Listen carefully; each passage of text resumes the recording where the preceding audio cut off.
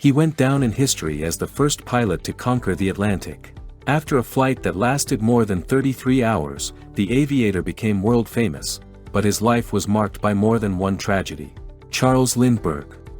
Charles Lindbergh was born to Swedish immigrants in Detroit, Michigan on February 4, 1902. At a young age, he had to change schools several times, since after the divorce of his parents, he and his mother often moved.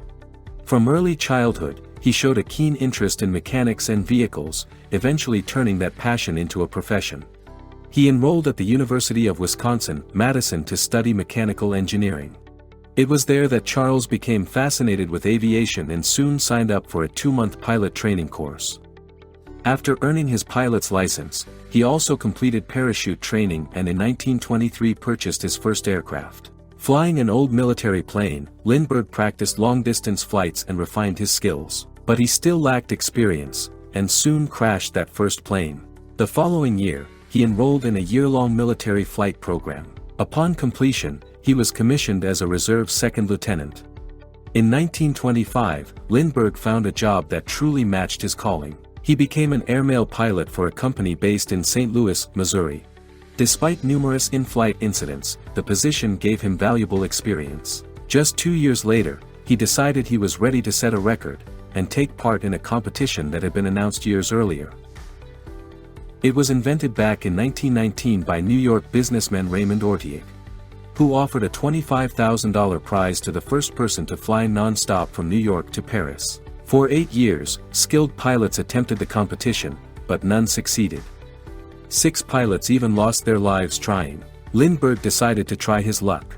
With financial backing from several St. Louis businessmen and a $15,000 bank loan, a monoplane named the Spirit of St. Louis was built in record time, just 2 months. On May 10, 1927, Lindbergh tested the aircraft with a flight from San Diego to New York. Just 10 days later, he took off for the record attempt.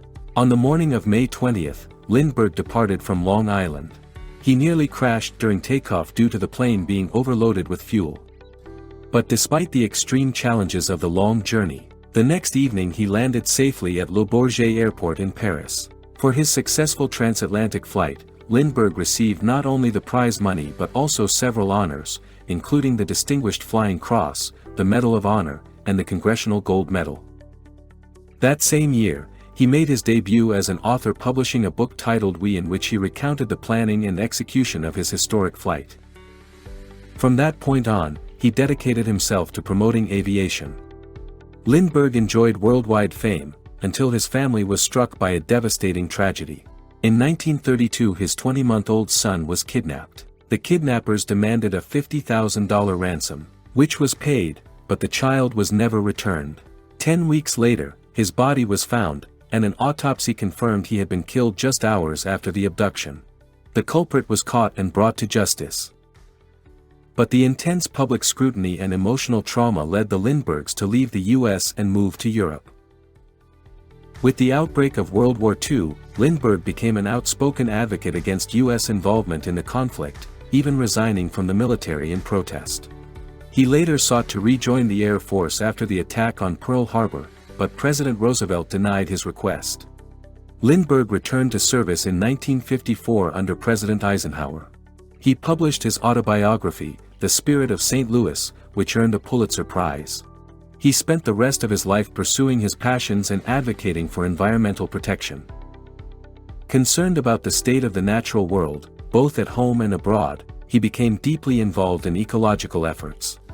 Charles Lindbergh spent his final years at his home in Hawaii, where he died of lymphoma on August 26, 1974. He often said that technological progress must not come at the cost of nature, and that we must always strive for balance with the world around us.